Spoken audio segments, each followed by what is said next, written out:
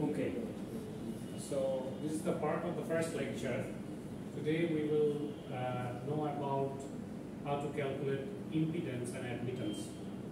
Okay, so we have seen the relationship between voltage and current for capacitor, inductor, and pure resistive element, right? So these three, voltage and current relation, we have already deduced from the circuit, right? How this comes, right?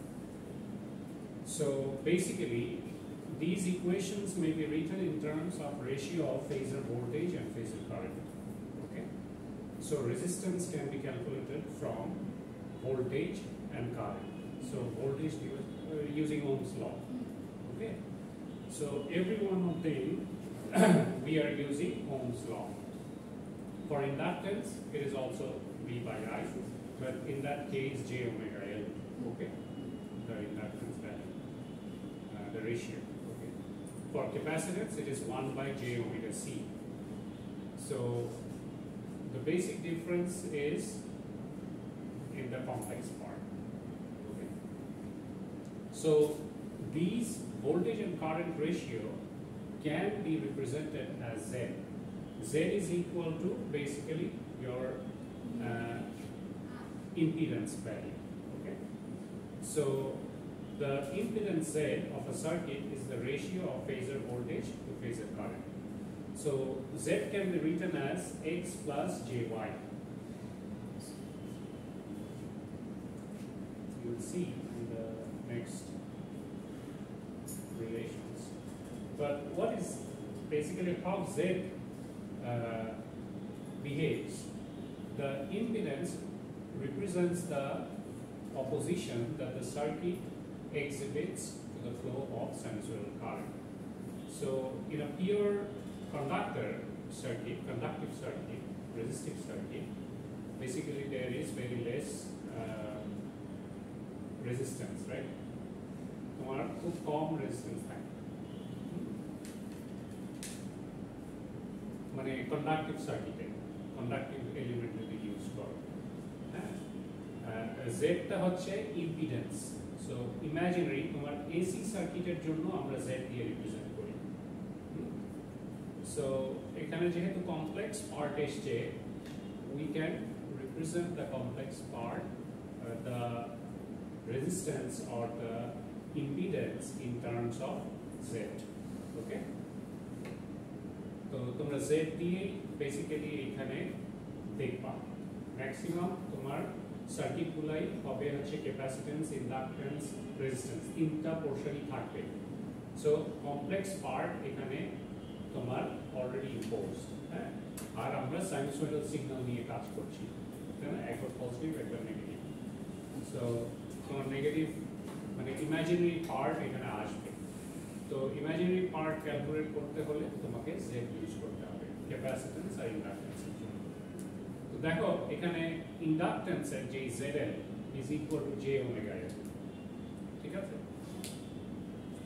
আর তোমার ZC is equal to 1 by J omega C। তো J দিয়ে যদি তুমি উপর নিচে গুণ করো তাহলে কি হয়? তোমার যেটা উপরে উঠে যায় না, আর মাইনাস সাইন চলে আসে না, এটাই এসছে minus J by omega C, এভাবে লেখা যায় ZC কে। তো এখন দেখো এই ওমেগার ভ্যালু তোমার যদি 0 হয়, ইন্ডাক্ট্যান্সের ভ্যালু তখন তোমার 0, ঠিক আছে? আবার ওমেগার ভ্যালু তোমার ক্যাপাসিট্যান্সের জন্য যদি 0 হয়, তাহলে that inductance is tends to infinity. তার মানে ওখানে infinite amount of resistance produce হয়, ক্যাপাসিটরটা ওখানে ইনফিনিট অ্যামাউন্ট অফ রেজিস্ট্যান্স দিয়ে কাজ করে, ঠিক আছে? Confirming what we already no, that the inductor acts like a short circuit. তো তোমার ওখানে ZL এর ভ্যালু যদি 0 হয়, ওমেগা ইকুয়াল টু 0 হলে, এই ওমেগার ভ্যালুটা যদি ইকুয়াল টু 0 হয়, তো ZL ইজ ইকুয়াল টু 0। তার মানে কি ওখানে কোনো রেজিস্টিভ পাওয়ারই নাই, তাই না? রেজিস্টিভ পাওয়ার কোথায় থাকে না? শর্ট সার্কিট পাওয়ার, রাইট? ইজিলি কারেন্ট ফ্লো করে চলে যায় from one end to the other end, তাই না? So when ZL is equal to 0, basically the inductor acts as a short circuit. ঠিক আছে? আর ক্যাপাসিটরটা acts as an open circuit কারণ ওখানে infinite amount of resistance. এখানে তুমি যদি 0 বসাও - j by omega c, so 1 by 0 is infinity, right? Almost infinity. কারণ তুমি 1 কে তুমি খুবই একটা ক্ষুদ্র সংখ্যা দিয়ে বা একটা দিয়ে তুমি ডিভাইড করছো, তাহলে ওই ভ্যালুটা অনেক বড় হবে না, ঠিক কি না? সো ওটাকে আমরা রিপ্রেজেন্ট করছি ইনফিনিটি দিয়ে, ঠিক আছে? তাহলে ইনফিনিটি যদি হয় তার মানে ওটার রেজিস্টিভ পাওয়ার অনেক বেশি, তো রেজিস্ট্যান্স যত বেশি তার ওখানে ড্রপ বেশি, ভোল্টেজ ড্রপ সব থেকে বেশি, তার মানে ওখানে infinite amount of voltage drop হচ্ছে। তো যেখানে infinite amount of voltage drop, we consider that as an open circuit, তাই না? So ওইটাই এখানে বলেছে যে the capacitor acts as a open circuit when omega is equal to 0. তাহলে ওমেগা যদি এখন ইনফিনিটি হয় তাহলে কি হবে? দেখো ওই ইনফিনিটির ভ্যালু তুমি আবার ZL আর ZC তে বসাও। দেখো ওমেগার ভ্যালু ইনফিনিটি হলে ইন্ডাক্টরটা behaves as an open circuit, infinite amount of resistance ওখানে, right? So in that case inductor acts as an open circuit, but তুমি যদি ওমেগা ZC তে বসাও, ওমেগার ভ্যালু ZC তে, তাহলে 1 by infinity is 0, almost close to 0, তাই না? তার মানে ওখানে রেজিস্ট্যান্স বলতে কিছু নাই, ওটা শর্ট সার্কিট হিসেবে কাজ করছে। সো ওমেগার ভ্যালু যখন ইনফিনিটি তখন ক্যাপাসিটরটা acts as a short circuit. So এটাই এখানে এক্সপ্লেইন করেছে। So Z can be represented as R plus JX. So এখানে R টা হচ্ছে রিয়েল পার্ট, ঠিক আছে? R is the real part plus JX. এই X টা this is the imaginary part. This X basically represents the inductor and the capacitor. So X is equal to L minus C. মানে inductive impedance আর তোমার capacitive impedance, inductor minus capacitor যে ভ্যালুটা ওইটা represent করে, ঠিক আছে? এই যে এখানে বলেছে আরো, দেখো R represents the real part of Z, ঠিক আছে? which is the resistance. Resistance এ কোনো imaginary portion নাই, তাই না? that is the real part. So R can be represented as resistance. আর তোমার imaginary portionটা basically represent as reactance, ঠিক আছে? এখন this reactance may be positive, may be negative, depending on what kind of circuit this is. If there is a capacitor, then it should be negative. Okay?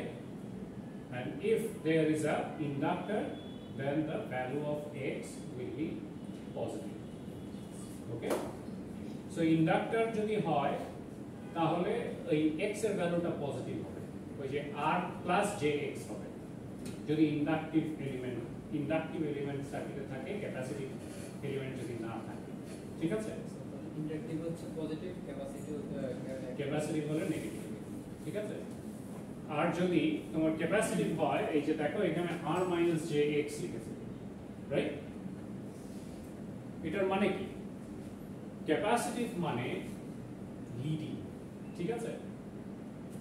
তোমরা যে phasor movement দেখেছো না, যদি minus হয় তাহলে তোমার ওয়েভটা আরো সামনে থেকে স্টার্ট হয়, তাই না?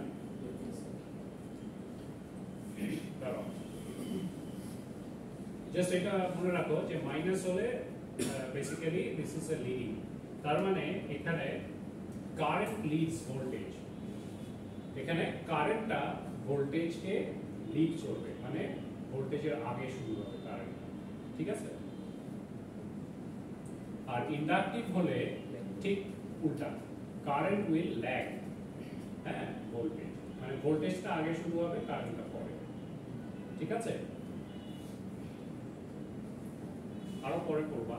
এটাকে এখন পোলার রিপ্রেজেন্টেশনে যদি নিয়ে আসো তাহলে we can write z is equal to mod of z angle theta. Mod of z টা কি? r square plus x square root over. ঠিক আছে? That is your z. Mod of z. ঠিক আছে? r square plus x square root. এটা হচ্ছে তোমার mod of z. আর অ্যাঙ্গেল থিটা কি? তোমার x by r, tan inverse x by r. ঠিক আছে? এই পরবর্তীতে দেখাবে ওটা।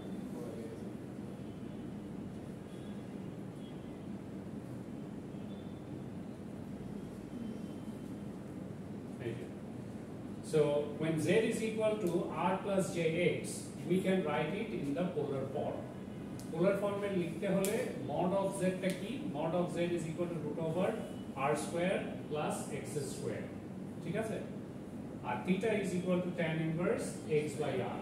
Normal Pythagoras. ঠিক আছে? Real আর imaginary. এই যে দুটো axis. এটা যদি রিয়েল অ্যাক্সিস হয়, রিয়েল, আর এটা যদি ইমাজিনারি অ্যাক্সিস হয়, সো রিয়েলটা হচ্ছে r, ইমাজিনারিটা হচ্ছে x, তাই না? তাহলে তোমার এই দুটোর রেজাল্টেন্ট কি হবে? তুমি যদি এইটাকে এইখানে ড্র করো ডটেড লাইন দিয়ে, তাহলে রেজাল্টেন্ট এটা না? সো অ্যাঙ্গেল থিটা হচ্ছে এটা। ঠিক আছে? তাহলে তুমি পাইথাগোরাস, এটা যদি x হয়, এটা যদি r হয়, তাহলে এই রেজাল্টেন্ট তুমি বের করতে চাচ্ছ z। ঠিক আছে? So z is equal to r square plus x square root over. বুঝতে পেরেছো? তো এটা আর এই থিটা is equal to, এটা অপোজিট না?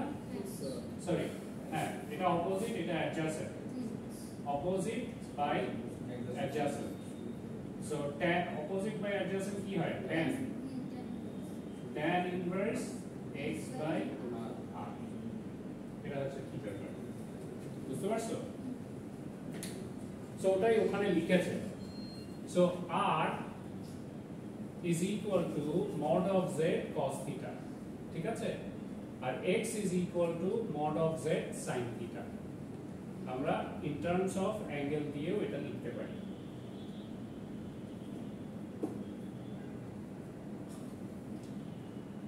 সো এই যে এইটাকে in terms of r, এই r টাকে আমরা in terms of z and theta লিখতে পারি। r is equal to এটা, তোমার এটা কি হাইপোটেনিউস না? এটা কি অ্যাডজাসেন্ট না?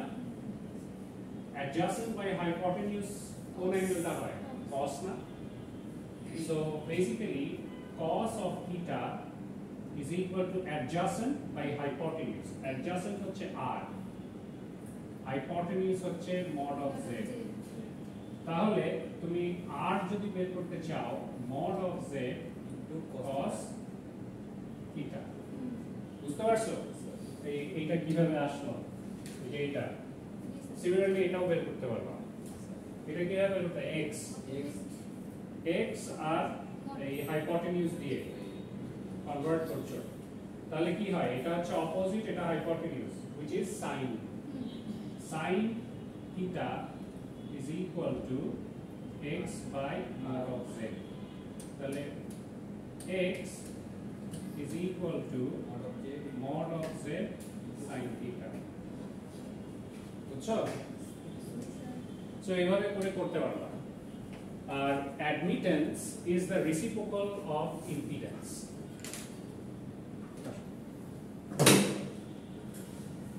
So impedance is your z, right?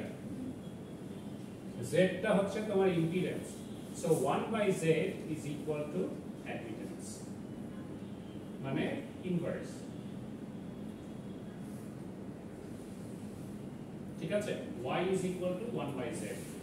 তার মানে z is equal to v by I ছিল, তার মানে y is equal to I by v। ঠিক আছে? সো আমরা ভাইস ভার্সা করে লিখতে পারি। এটা কেন দরকার হয় এই কনভার্সনটা? আমার সার্কিটকে সিম্পলিফাই করার জন্য। সো সার্কিটকে সিম্পলিফাই করার জন্য আমরা মাঝে মধ্যে এই ইম্পিডেন্সকে অ্যাডমিটেন্সে কনভার্ট করি, আবার অ্যাডমিটেন্স যদি দেওয়া থাকে তাহলে ইম্পিডেন্সে কনভার্ট করে সুন্দর করে করি। ঠিক আছে? সো এটার অ্যাপ্লিকেশনটা পরে দেখবা অঙ্ক করার সময়। ওকে, বাট এখন জাস্ট জেনারেল টার্ম এগুলো তোমরা আগেও করেছো। সো এগুলো জাস্ট একবার রিভিশন দিয়ে দিচ্ছি। So y can be written as G plus JB। এখানে G টা হচ্ছে তোমার কন্ডাক্টেন্স, তোমার R ছিল resistance, Z is equal to R plus JX ছিল না আগে, তাই না? Z এর ইনভার্সই হচ্ছে y না, তো Z is equal to R plus JX যদি হয়, R টা ওখানে কি ছিল? রেজিস্ট্যান্স। তাহলে রেজিস্ট্যান্স কি ইনভার্ট করলে কি হয়? কন্ডাক্টেন্স, কন্ডাক্টিভ এলিমেন্ট হতে হবে। তো ওই G is equal to conductance. আর X কি ছিল?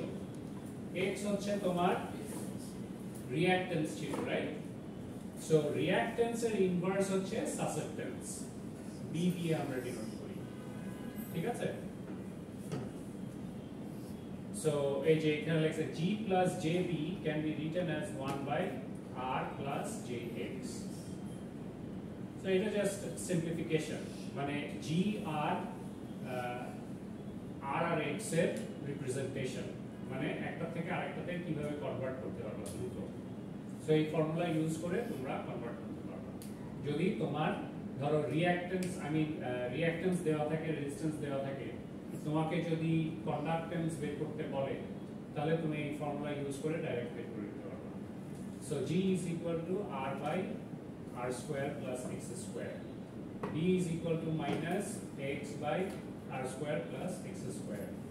সো এই যে এখানে G plus JB এই ফর্মটাকে তোমার কমপ্লেক্স কনজুগেট দিয়ে উপর নিচে গুণ করে দেয়। সো এই যে এখানে R plus JX আছে না, এখানে R minus JX দিয়ে উপর নিচে গুণ করেছে। তো এটাকে গুণ করলে তোমার আসে R square plus X square, আর উপরে থাকে R minus JX। তো এইটাকে এইটা দিয়ে ভাগ করেছে, এইটাকে এইটা দিয়ে ভাগ করেছে, পরে এই যে আলাদা আলাদা লিখেছে। সো যদি ভাগ করো তাহলে এই যে G পোরশনটা হচ্ছে কি রিয়েল পোরশনটা, ঠিক আছে? আর এই B পোরশনটা হচ্ছে মাইনাস সহ এই পুরো পোরশনটা, ঠিক আছে? সো এইভাবে করে দুইটা আলাদা আলাদা করে লিখেছে। ওকে,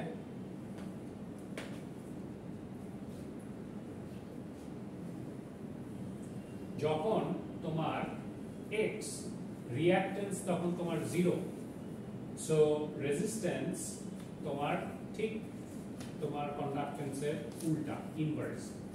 ঠিক আছে? তার মানে রেজিস্টিভ এলিমেন্টকে তুমি যদি ইনভার্ট করো তাহলে কন্ডাক্টেন্স পাও।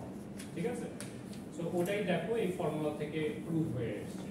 ওই যে x = 0 যদি তুমি বসাও, ওখানে রেজিস্ট্যান্স ছাড়া আর কিছু থাকে না, তাই না? g এর সাথে সম্পর্ক, r কেটে যায়, সো 1/r হয়। সো 1/r মানে it's a reciprocal of conductance, তাই না? r যদি রেজিস্ট্যান্স হয়ে থাকে তাহলে g হবে কন্ডাক্টেন্স, ওটাই এখানে বলেছে। সিমিলারলি আবার এই যে রেজিস্ট্যান্স এই b তে, এখানে যদি এই রেজিস্ট্যান্সটা 0 হয় তাহলে দেখো তোমার এটা রেসিপ্রোকাল, ঠিক আছে? সো সাসেপ্টেন্স এর রেসিপ্রোকাল হচ্ছে তোমার রিঅ্যাকট্যান্স, হ্যাঁ? যেটা তো কন্ডাক্টেন্স, সাসেপ্টেন্স কি হচ্ছে? সাসেপ্টেন্স, বুঝতে পেরেছো? সো এটাই।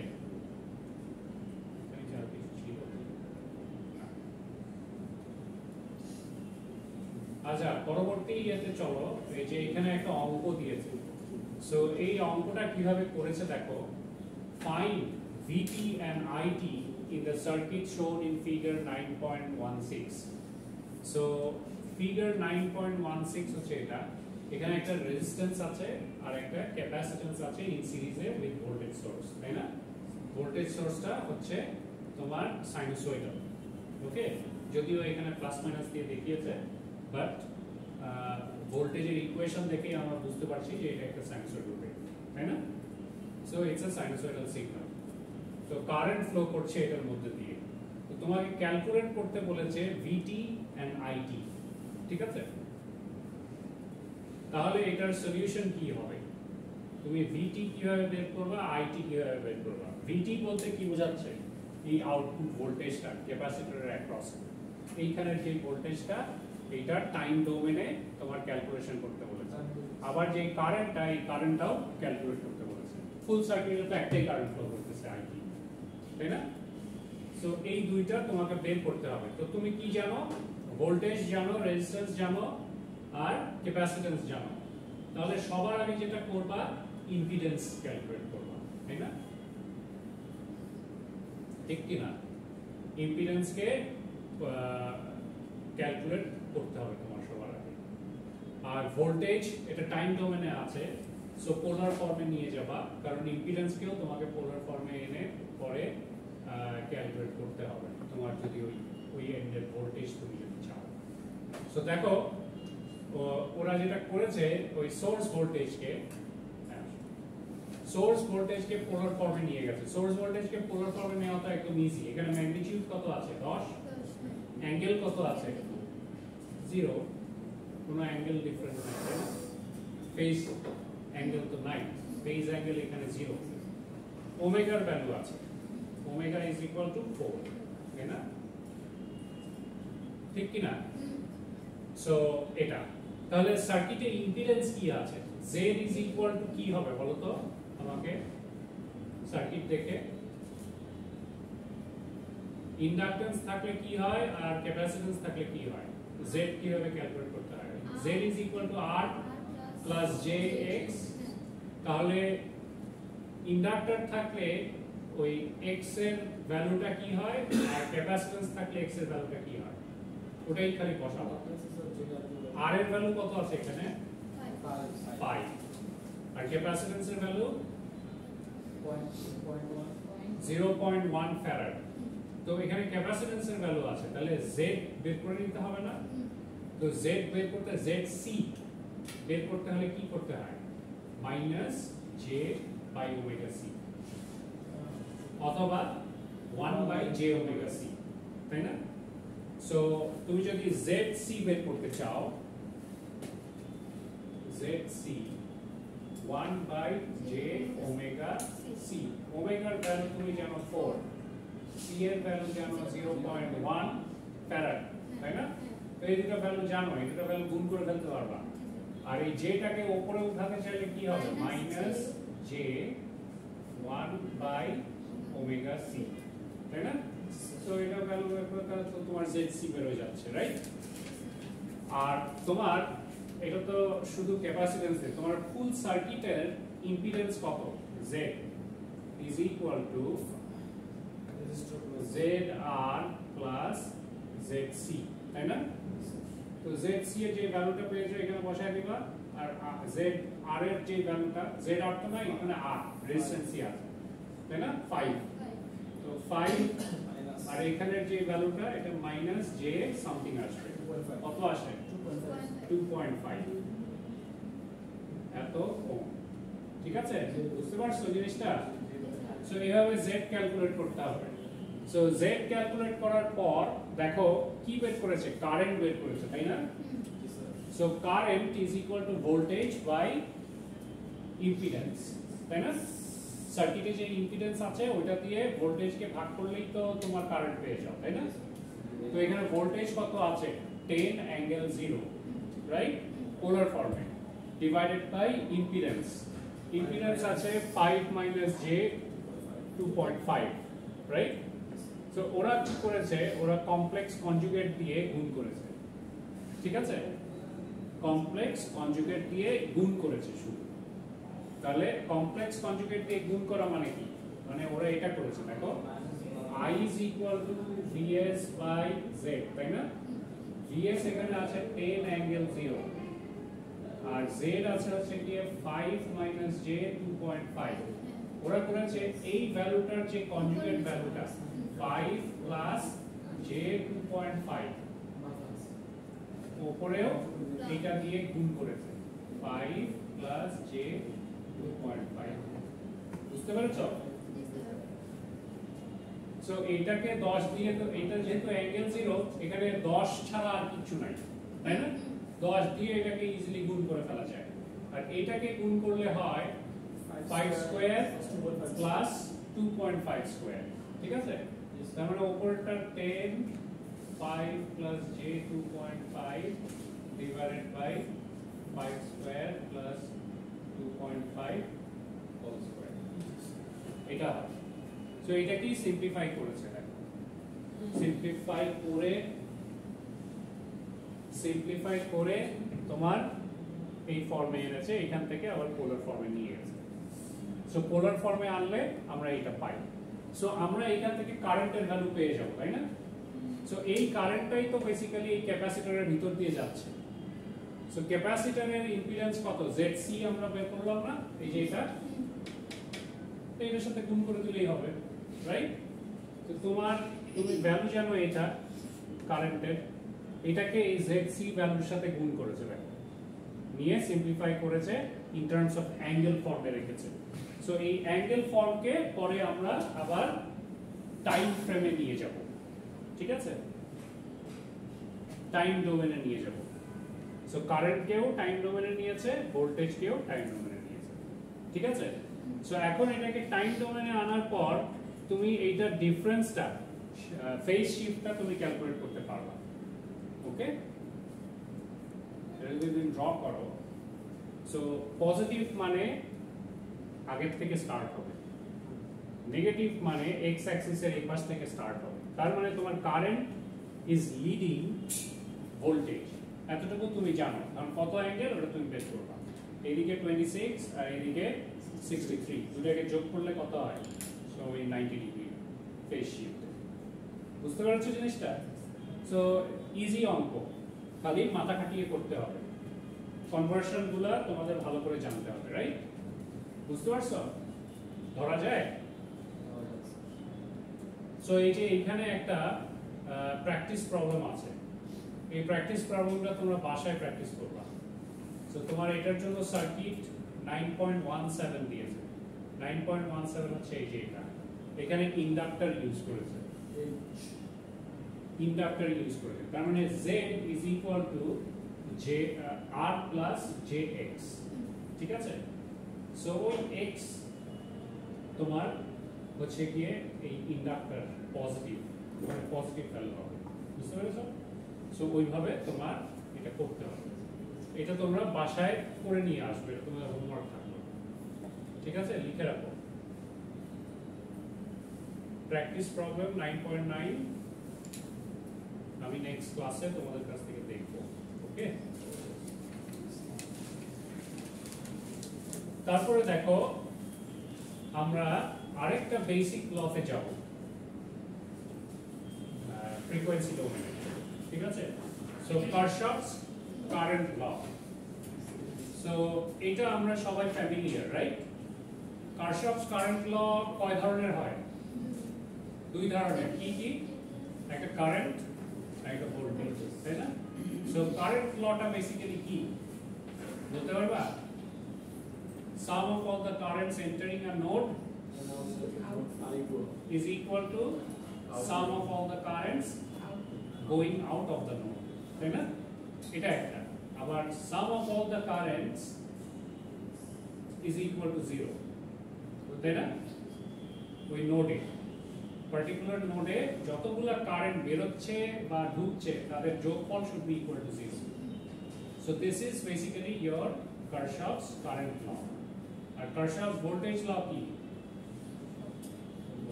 sum of all the voltage should be equal to 0 তাই না অথবা sum of the voltage drop should be equal to the supply voltage তাই না sum of all the supply voltage okay so this is basically your Kirchhoff's laws তো এটা আমরা frequency ডোমেনে যদি নিয়ে আসি তাহলে এটা দেখতে কি রকম হবে আমরা সাইনুসয়েডাল ওয়েভ দিয়ে যদি আমরা এটাকে কনসিডার করি সো v1 v2 v3 এরকম করে অনেক কয়টা সাইনুসয়েডাল সিগন্যাল সুপারইম্পোজ হবে না and sum of all of them should be equal to 0 ঠিক আছে এই যে এখানে লেখা আছে in the sinusoidal steady state each voltage may be written in cos form তো সব করে cos ফর্মে তো সব কয়টার যোগফল একটার উপর যখন আরেকটা সুপার ইম্পোজ করে ওই যে পজিটিভ নেগেটিভ এরিয়াগুলো একটা একটার সাথে ক্যান্সেল আউট হয়ে তোমার আলটিমেটলি তুমি একটা ফ্ল্যাট ভোল্টেজ লেভেল পাবে 0 ঠিক আছে so this is how it works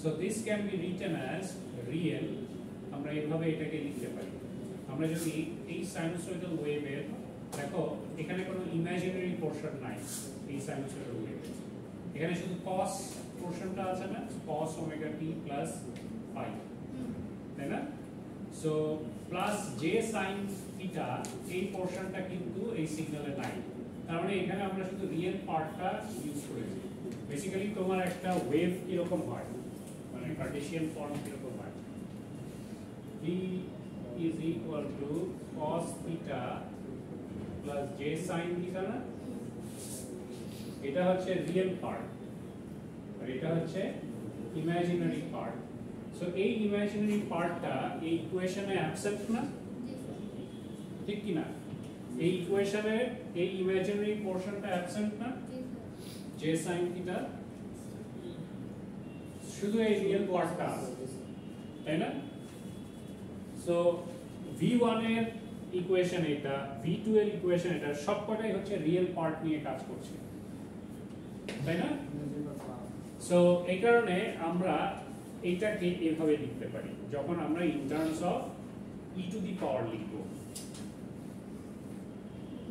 ওই দেখো real vm1 e to the power j theta 1 e to the power j omega t এই ফর্মে আমরা লিখতে পারি আর ই হচ্ছে বেসিক্যালি রিয়েল পোরশনটা নিয়ে কথা বলছি ইমাজিনারি পোরশন এখানে নাই সো প্রত্যেকটা real portion should be equal to 0 ঠিক আছে সো এটাই এখানে বলেছে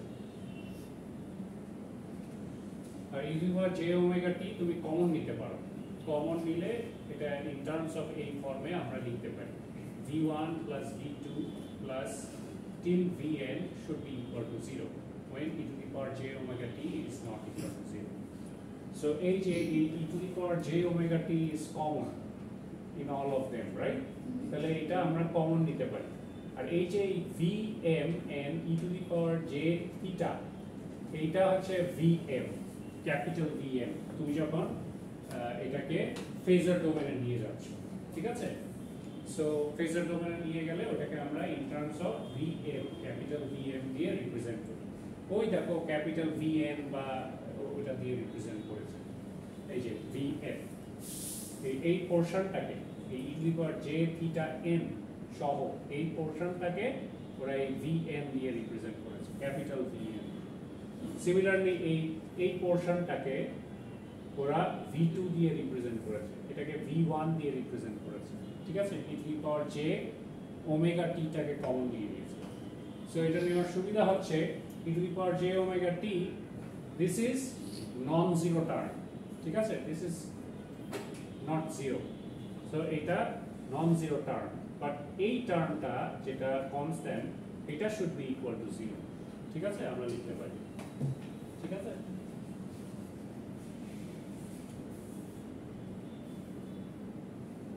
সিমিলারলি তোমার কারেন্টের ইকুয়েশনও তুমি ওভাবে লিখতে পারো ওকে এটা দেখায় নাই এটা জাস্ট বলে দিয়েছে সো এখন দেখো ইম্পিডেন্স কম্বিনেশন সো এই সাইনুসয়েডাল সিগন্যাল তুমি যখন ইউজ করছো তাহলে এই ইম্পিডেন্স কম্বিনেশনটা কি রকম হবে so they are considering the n series connected impedances shown in 9.18 in 9.18 সার্কিটে অনেক কয়টা ইম্পিডেন্স আছে z1 z2 up till zn পর্যন্ত তাই না এরকম অনেক ক্যাপাসিটর ইন্ডাক্টর থাকতে পারে সার্কিটে ঠিক আছে সো তুমি ইকুইভ্যালেন্ট ইম্পিডেন্স এখান থেকে ক্যালকুলেট করতে পারবা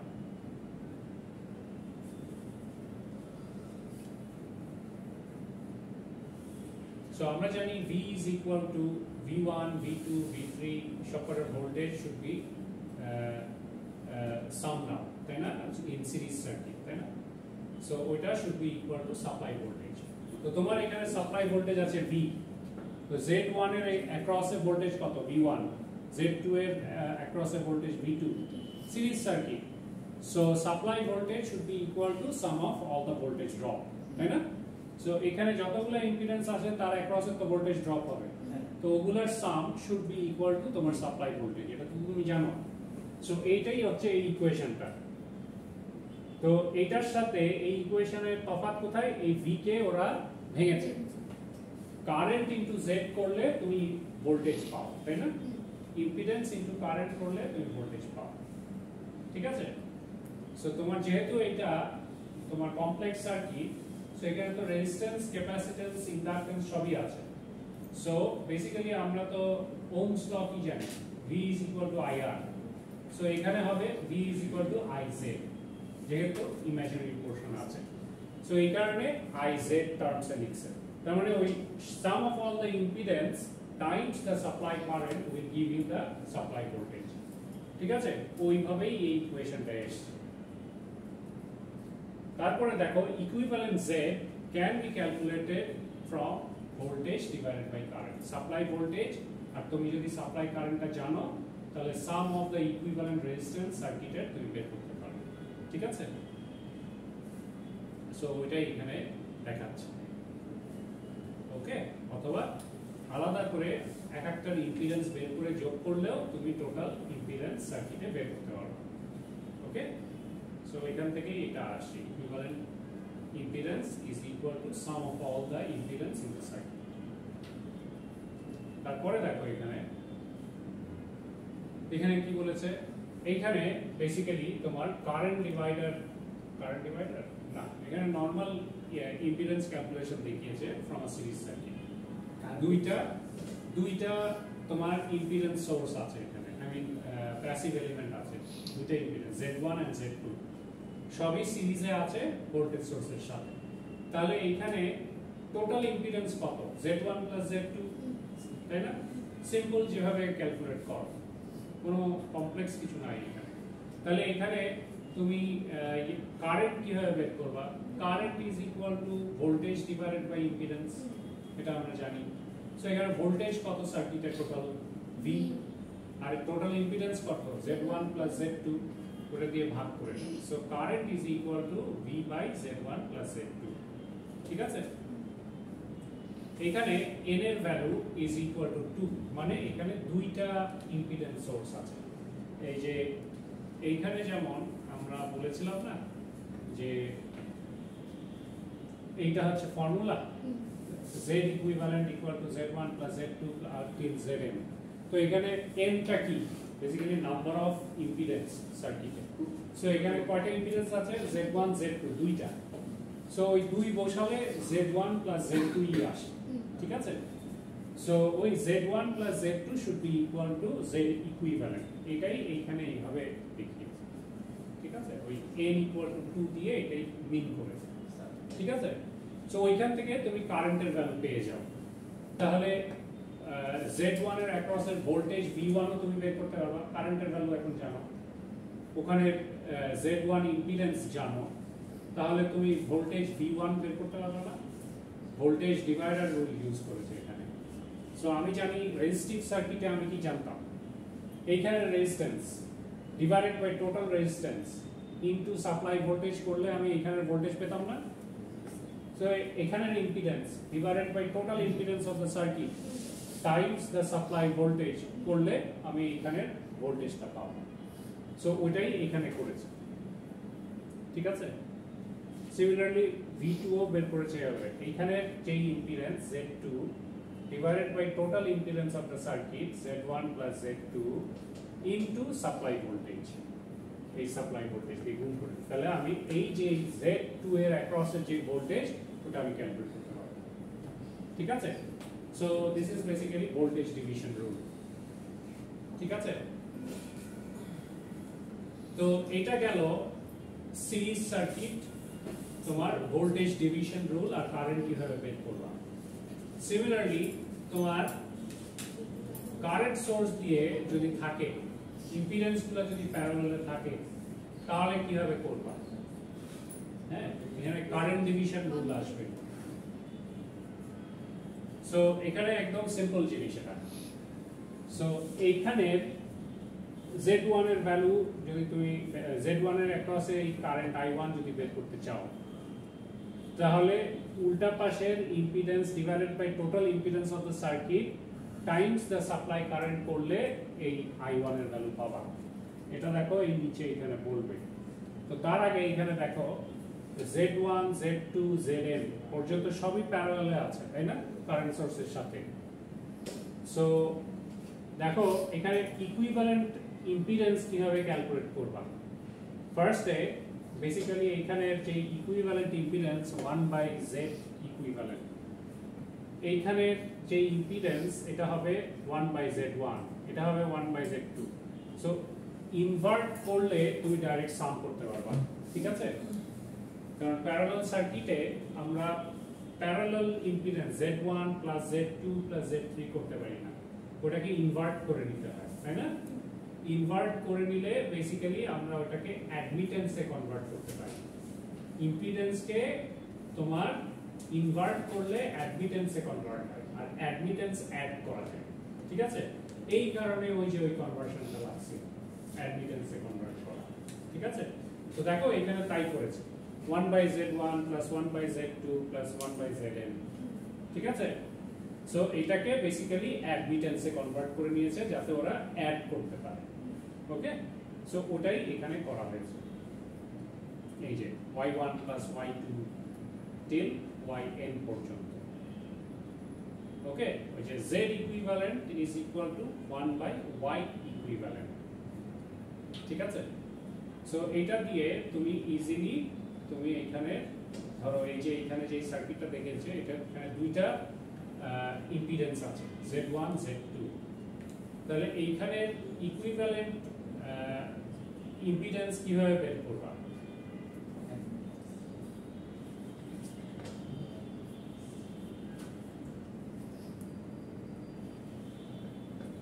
দুইভাবে করতে পারো। 1/Z equivalent is equal two 1/Z1 plus 1/Z2, এটাকে সিম্পলিফাই করলে Z ইকুইভ্যালেন্ট পেয়ে যাবে, ঠিক আছে? সো ওইটাই বেসিক্যালি এখানে করেছে, আর কোনো চেঞ্জ না। সো ওটা করে তুমি ইকুইভ্যালেন্ট ইম্পিডেন্স ক্যালকুলেট করতে পারো। আবার আমরা ইজি ওয়ে জানি যে এই Z1 Z2 divided by sum of this impedance করলে আমরা ইকুইভ্যালেন্ট ইম্পিডেন্স পাই, তাই না? দুইটা রেজিস্ট্যান্স যদি প্যারালালে থাকে তাহলে আমরা প্যারালাল রেজিস্ট্যান্স কিভাবে বের করতাম? R1 into R2 divided by R1 plus R2, ওটা করলে ইকুইভ্যালেন্ট। সিমিলারলি এটাও same, Z1 into Z2 divided by Z1 plus Z2। So ম্যাথমেটিক্সটা সেম, ওকে? খালি তোমার রেজিস্ট্যান্সের জায়গায় এখানে ইম্পিডেন্স আসবে। সো ওটা করে তোমার এটা বের করে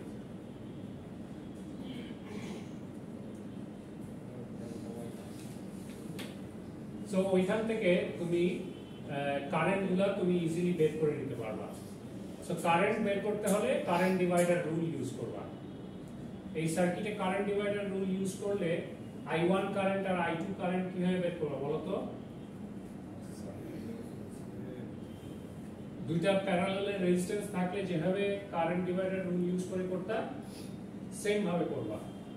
সো এইখানে I1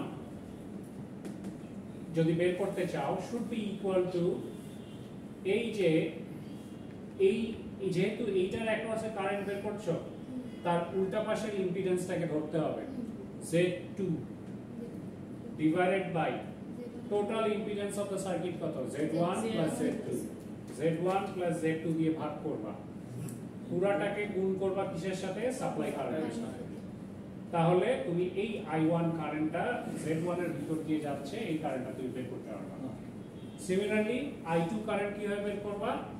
I2 যে ব্রাঞ্চটা তার অপোজিট ব্রাঞ্চের ইম্পিডেন্স নিতে হবে, Z1 divided by Z1 plus Z2 times supply current. এই দেখো এই যে এখানে তাই করেছে, ঠিক আছে? ধরতে পারছো? Current divider rule.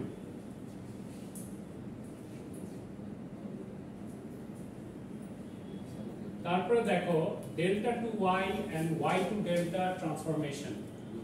So এটা very important.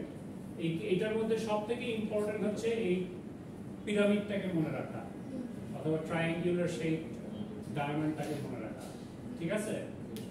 সো এইটা তোমাকে কনভার্সনের জন্য হেল্প করবে। So y to delta, delta to y conversion তুমি এটা দেখে ইজিলি করতে পারবা, ঠিক আছে? তো দেখো মাঝখানের পোরশনে সব z1 z2 z3 দিয়ে আঁকানো, আর বাইরের পোরশনে a b c দিয়ে আঁকানো, z a z b z c দিয়ে, ঠিক আছে? সো এই ডায়াগ্রামটা তোমার মনে রাখতে হবে। এখন এইটার থেকে বেসিক্যালি কনভার্সনটা কিভাবে আসে দেখো, তুমি যদি y to delta করতে চাও, y to delta মানে কি? তার মানে তোমার y সার্কিটের মধ্যে y shaped সার্কিট থাকবে, ঠিক আছে?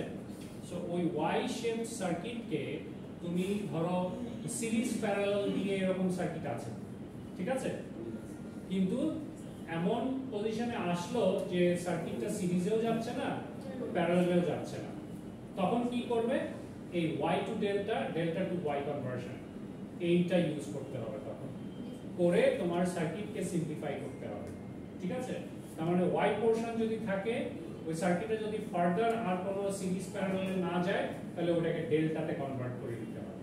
ডেল্টাতে কনভার্ট করলে দেখবা যে ডেল্টাতে কনভার্ট করে যে ভ্যালুটা বসাবা তারপর ওইগুলোর সাথে আবার সিরিজ প্যারালাল করা যায়, ঠিক আছে? সো এইভাবে বেসিক্যালি সার্কিট সিম্পলিফিকেশনে এই delta to y to delta কনভার্সনটা লাগে। তো কনভার্সনটা বেসিক্যালি কিভাবে হয় এটা এখন দেখো। তুমি y টু ডেল্টা কনভার্সন করতেছো ফার্স্টে, তার মানে তুমি y এর সব প্যারামিটার তোমার নোন, তুমি জানো, ঠিক আছে? y এর প্যারামিটার কোনটা? এই z1 z2 zy, এটা y শেপের না, এটা y শেপের না। সো y এর প্যারামিটারগুলো তুমি জানো, এটা গিভেন, মানে z1 এর ভ্যালু জানো, z2 এর ভ্যালু জানো, z3 এর ভ্যালু জানো। জানো না কি কি? za zb zc, এগুলো তোমাকে বের করতে হবে, ঠিক আছে? সো এই za যদি বের করতে চাও, দেখো za should be equal two তোমার এই যে এইটার সাথে যেই তোমার ইম্পিডেন্স গুলো আছে, এই ইম্পিডেন্স গুলোর রিলেশন তোমাকে বের করতে হবে। কি করতে হবে? এটার সাথে এটার গুণ প্লাস এটার সাথে এটার গুণ প্লাস এটার সাথে এটার গুণ, এটা উপরে লিখতে হবে। কিন্তু ডিভাইড করবা কি দিয়ে? ডিভাইড করবা হচ্ছে কি এই যে z এর যে অপোজিটে যে ইম্পিডেন্সটা আছে z1 এটা দিয়ে। সিমিলারলি তুমি যখন zb ক্যালকুলেট করবে তখন একই ভাবে তোমার সব কয়টাকে গুণ করে যোগ করতে হবে, মানে z1 Times z2 plus z2 Times z3 plus z3 Times z1 করতে হবে। আর এটাকে ডিভাইড করবা কি করে? zb এর যে অপোজিট সাইডের যে ইম্পিডেন্স আছে ওইটা দিয়ে তুমি ভাগ করবা ওই যে। সো এইভাবে বেসিক্যালি কনভার্সনটা হয়। আবার ডেল্টা টু y যদি করতে চাও, ডেল্টা টু y করতে চাইলে তার মানে তোমার ডেল্টা সব প্যারামিটারগুলো দেওয়া আছে, তার মানে তোমার za zb zc এগুলো দেওয়া আছে, এই ভ্যালুগুলা তোমার দেওয়া আছে। এটা ডেল্টা না? এই ডেল্টার প্রত্যেকটা প্যারামিটার তোমার দেওয়া আছে, তোমাকে বের করতে হবে z1 z2 z3।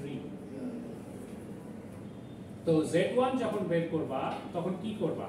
দেখো এই z1 এর সাথে যেই দুইটা ইম্পিডেন্স আছে এই দুইটাকে গুণ করতে হবে, ঠিক আছে? Divided by za plus zb plus zc করতে হবে। এই দেখো এখানে তাই করছি, z1 এর সাথে যেই দুটো আছে zb zc, z1 এর সাথে zb আর zc আছে না, এইটাকে তোমার ভাগ করেছে সবকটার যোগফল দিয়ে।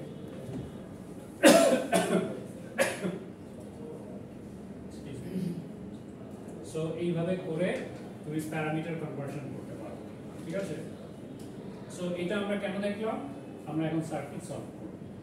সো কোন সার্কিট যদি তোমার সিরিজ প্যারালাল না করতে পারো, এমন পজিশনে এসে গেছে যে ওখানে ডেল্টা ক্রিয়েট হয়ে গেছে তুমি আর সার্কিট সলভ করতে পারছো না, তাহলে ওই ডেল্টা সার্কিটকে তোমাকে এই ওয়াই সার্কিটে কনভার্ট করে নিতে হবে, নিয়ে আবার সিম্পলিফাই করতে হবে। বুঝতে পেরেছো? আবার অনেক সময় ওয়াই সার্কিট তোমার নর্মাল সার্কিটের সাথে আছে, কিন্তু তুমি প্যারালাল সিরিজ কিছুই করতে পারছো না, তো তখন তোমাকে কি করতে হবে, ওটাকে ডেলে কনভার্ট করতে হবে। ঠিক আছে? তার মানে তোমার একটা প্যারামিটার তুমি জানো, আরেকটা প্যারামিটারে তোমার কনভার্ট করে নিতে হবে, নিয়ে ওই সার্কিটটাকে রিপ্লেস করতে হবে ওইটা দিয়ে, যেটা তুমি নতুন ক্যালকুলেশন করেছো। সো এরকম সার্কিট এখন সলভিং করব। সো এখানে দেখো, এইটা আমরা যেটা দেখলাম এটা হচ্ছে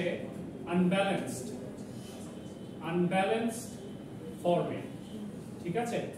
যদি ব্যালেন্সড ফর্মে হয়, মানে এই যে z এর প্যারামিটার গুলো দেখছো না, এই যে z1 z2 z3 এগুলো সব ডিফারেন্ট ভ্যালু, তাই না?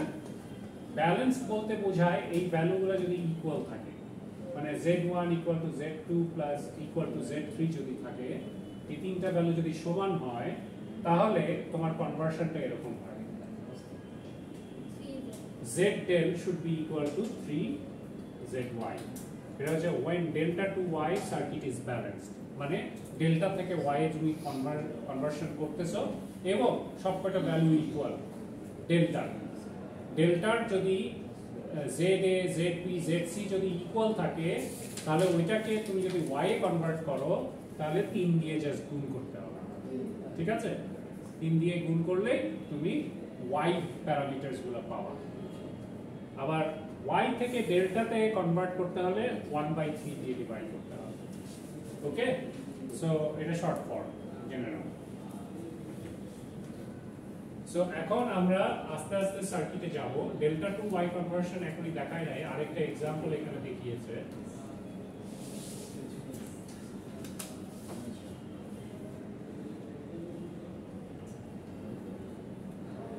আচ্ছা, এই সার্কিটটা সলভ করতে পারবা? Find the input impedance of the circuit in figure 9.23. Assume that the circuit operates at omega equal to 50 rad per second. So it is easy. Equivalent impedance calculate করতে বলছে, Zin। Zin টা তোমাকে calculate করতে বলছে। তাহলে প্রত্যেকটাকে আগে ইম্পিডেন্সে convert করে নাও। এই যে এই পোরশনটাকে একটা ইম্পিডেন্সে কনভার্ট করতে পারবা, এই পোরশনটাকে একটা ইম্পিডেন্সে কনভার্ট করতে পারবা, এই পোরশনকে একটা ইম্পিডেন্সে কনভার্ট করতে পারবা। তো এই দুইটা ইম্পিডেন্স ইজ ইন প্যারালাল, আর এই দুইটার সাথে এই ইম্পিডেন্সটা ইন সিরিজ। সো করো দেখি, খাতায় করো দ্রুত, 2 মিনিটের বেশি লাগার কথা না।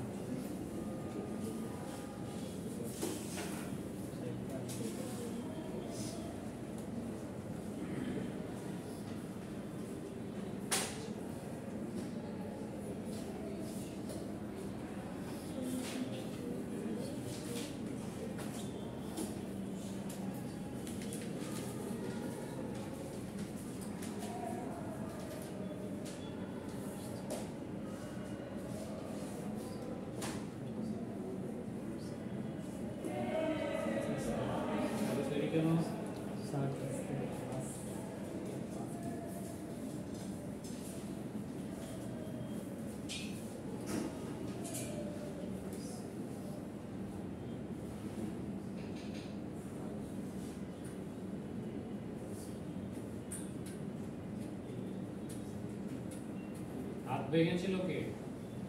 তোমাদের মধ্যে একজনের হাত ভেঙে গেছে, সুস্থ হয় নাই?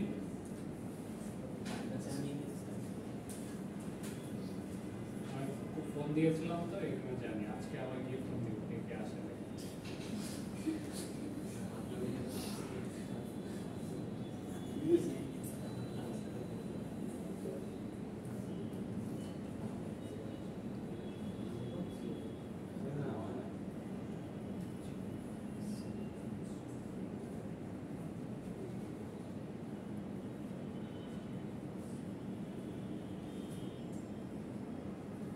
কি বাতাস বেরোচ্ছে না?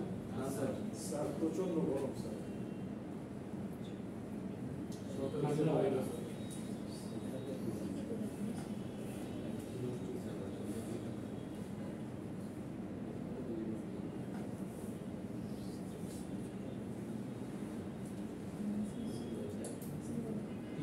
এসি দিয়ে রুম কভার হচ্ছে না, আরো কিছু লাগবে।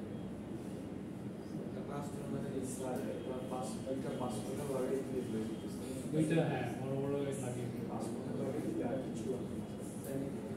মাঝখানে এখানে একটা ওইখানে একটা লাগিয়ে দেয়।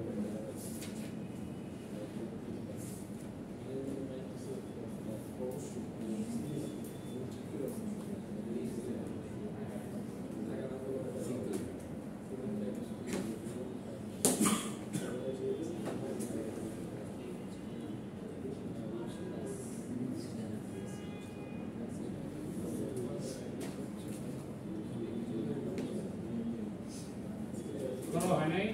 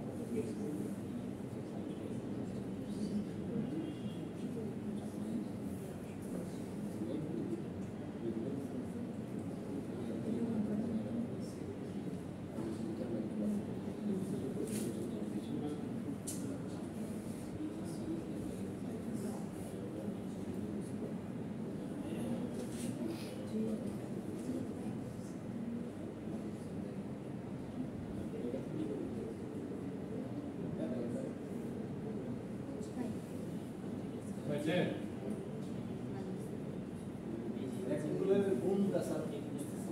বুঝি না? কোনটা? রেক্ট্যাঙ্গুলার গুলা? রেক্ট্যাঙ্গুলার গুণ পাচ্ছো না? এরকম? তাহলে পোলার ফর্মে কনভার্ট করে নাও।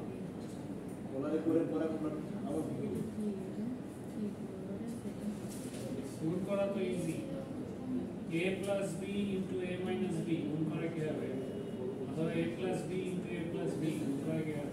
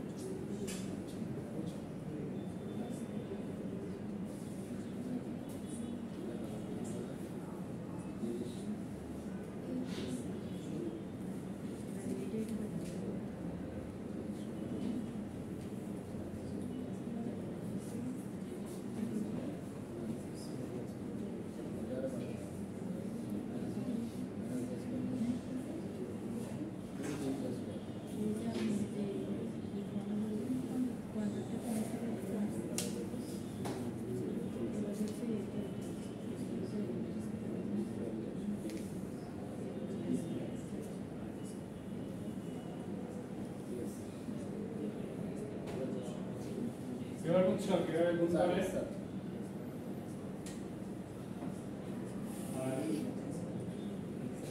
এরা যদি না আছে ওইটাকে পোলার ফর্মে কনভার্ট করে দিতে পারো।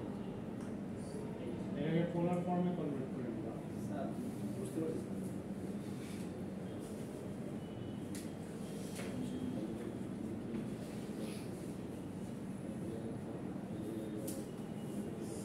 তো দেখো এখানে কি করেছে,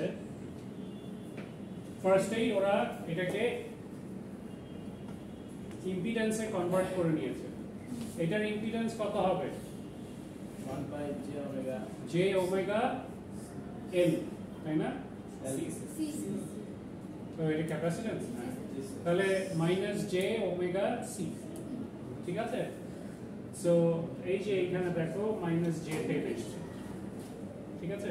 তুমি minus J by omega C লিখতে পারো, ওকে? ওটা লিখলে এইটা আসবে। তারপর এই পোর্শনটা কি হবে? 8 প্লাস জে ওমেগা এল, ঠিক আছে? সো এই যে এইখানে এটা করেছে 8 প্লাস জে ওমেগা এল, আর z2 হচ্ছে এইটা ধরেছে, so 3 plus 1 by J omega C. So এইভাবে তোমার ইম্পিডেন্স গুলো ক্যালকুলেট করেছে এখানে। তারপর ইনপুট ইম্পিডেন্স কিভাবে বের করেছে? এই যে এই z1, এটাকে z1 ধরছিল, এটা z2, এটা প্যারালাল। প্যারালালে দেখো যোগ করেছে, আই মিন সরি বললাম প্যারালালে, সরি এটা z2, এটা z2, এটা z কত ছিল? তো এটা 2 আর এটা 3 ছিল, এই দুটো প্যারালাল। সো এই দুটোকে প্যারালাল করেছে, আর z1 এর সাথে ওই প্যারালাল সার্কিটকে অ্যাড করেছে। সো সিম্পল, z1 কে যেরকম আছে ওভাবে রেখেছে, এইটাকে তোমার সলভ করেছে আগে। সো প্যারালালে করতে হলে তোমার কি করতে হয়? z2 into z3 divided by z1, I mean z2 plus z3, তাই না? ওটাই এখানে করেছে, ওকে? সো এটা করার পর এটাকে সিম্পলিফাই করেছে। এটাকে যদি গুণ করো তাহলে এই যে এই ফর্মে লেখা যায়, আর এটা যা আছে তাই বসিয়ে তারপর করেছে। এটাকে কি করেছে? এটা হচ্ছে এটার কমপ্লেক্স কনজুগেট দিয়ে এখানে গুণ করেছে, তার মানে 11 মাইনাস j8 দিয়ে এখানেও গুণ করছে, আবার এই পুরোটার সাথে 11 মাইনাস j8 দিয়ে গুণ করছে এই যে এখানে। সো এটাকে সিম্পলিফাই করে এই ফর্মে এনেছে। লাস্টে তোমার আসে এটা, ঠিক আছে? Real portion, imaginary portion. আনসারটা কমপ্লেক্স নাম্বারে থাকে, কমপ্লেক্স নাম্বারই থাকবে, সমস্যা নেই, ঠিক আছে? তোমরা পোলার ফর্মে কনভার্ট করতে চাইলে করতে পারো, কোনো সমস্যা হবে না। কমপ্লেক্স নাম্বারও রাখতে পারো। এখানে আরো একটা অঙ্ক আছে, প্র্যাকটিস প্রবলেম 9.10, এটা বাসায় প্র্যাকটিস করো। ওই আরেকটা হোমওয়ার্ক ওইটার সাথে এটাও করে নিয়ে আসবে। 10 স্যার, হ্যাঁ 9.10, এটা মিলাই নিয়ে আসবা, আমি দেখবো নেক্সট ক্লাসে। এটাও তুমি বি same sir. Parallel circuit, parallel circuit এটা ওইটার মতনই। সো এটাও করে নিয়ে আসবা হোমওয়ার্ক। সো এই দুইটা অঙ্ক আমি নেক্সট ক্লাসে দেখতে চাই। এখানে আরেকটা প্রবলেম সলভিং আছে, এটা ইজি। এখানে ভি আউট মানে ইন্ডাক্টরের অ্যাক্রস এর ভোল্টেজ তোমাকে বের করতে বলছে। সো তোমরা যেভাবে প্যারালাল সার্কিট সলভ করো ঠিক ওইভাবে করবা।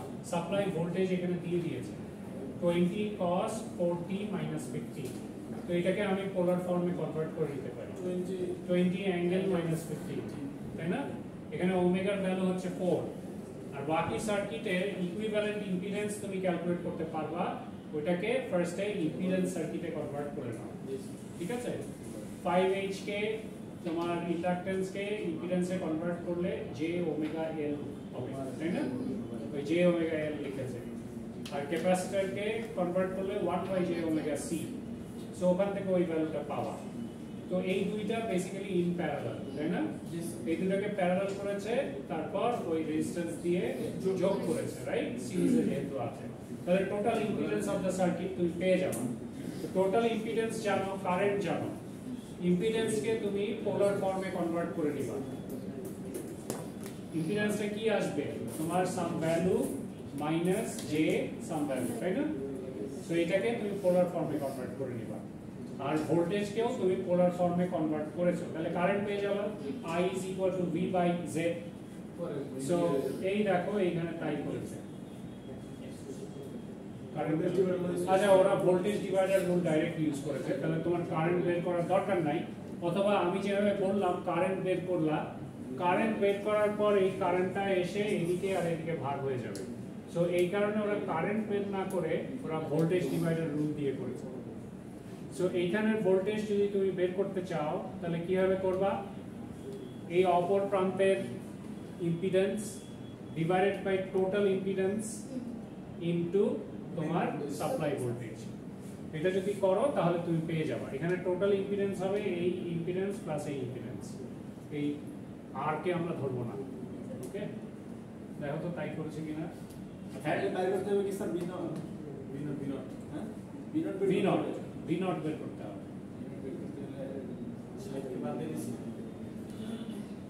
ঠিক আছে,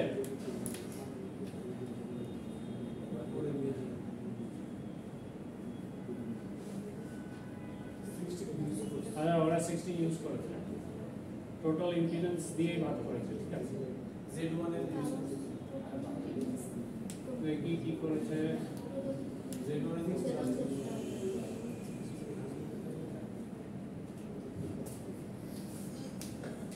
V naught is equal to Z2 divided by Z1 plus Z2. Z1 হচ্ছে তোমার 60 ওহম। স্যার হ্যাঁ, প্যারালালিটিটা যে এই ও আচ্ছা আচ্ছা, ইন্ডাকটেন্স আর ক্যাপাসিট্যান্স কে তোমার ইয়ে করে নিয়েছে, প্যারালাল করে নিয়েছে। তাহলে রিয়েল পার্ট ইমাজিনারি পার্ট দুটো আসে। হ্যাঁ, এখানে একটা ইম্পিডেন্স, এখানে আরেকটা ইম্পিডেন্স আসবে। এই ইম্পিডেন্সটা হচ্ছে রিয়েল ভ্যালু আর এই ইম্পিডেন্সটা হচ্ছে ইমাজিনারি ভ্যালু। তাহলে এখানের ভোল্টেজ আর এখানের ভোল্টেজ, সো বেসিক্যালি এইখানে যে ভোল্টেজটা এটা বের করেছে Z2 এর অ্যাক্রস।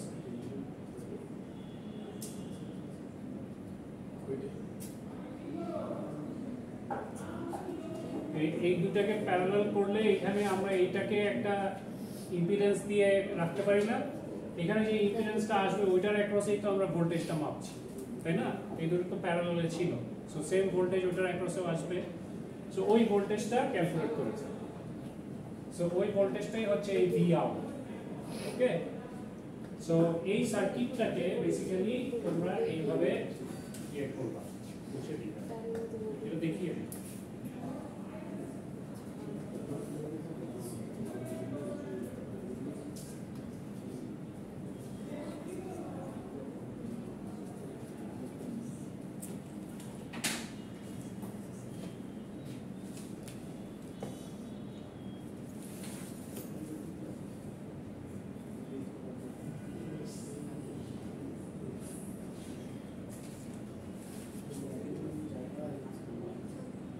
এরকম আছে, রাইট?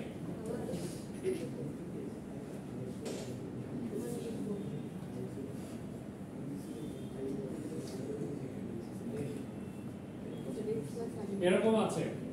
সো এইখানের ভোল্টেজ তোমাকে বের করতে বলছে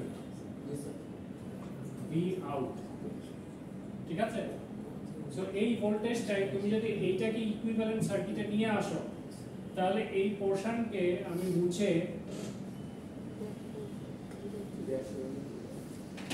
একটা দিয়ে রিপ্রেজেন্ট করতে পারি না? এখানে একটা দিয়ে আমি রিপ্রেজেন্ট করতে পারি Z।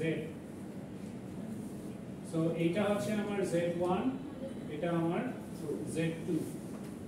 সো এইটার অ্যাক্রসেই তো বেসিক্যালি আমি ভি আউটটা মাপছি। সো এখন ভি আউট কি হবে? এখানের ভোল্টেজ এই impedance divided by total impedance into supply voltage. ঠিক আছে, সো এইভাবে করে করবা, করলে পেয়ে যাবা। সো এটাকে তোমার পরে আবার টাইম ডোমেনে নিয়ে যাবে, পোলার ফর্ম থেকে টাইম ডোমেনে নিয়ে যাবে। আরো একটা প্রবলেম আছে, এটা বাসায় প্র্যাকটিস করো। আজকে এত পর্যন্ত থাক।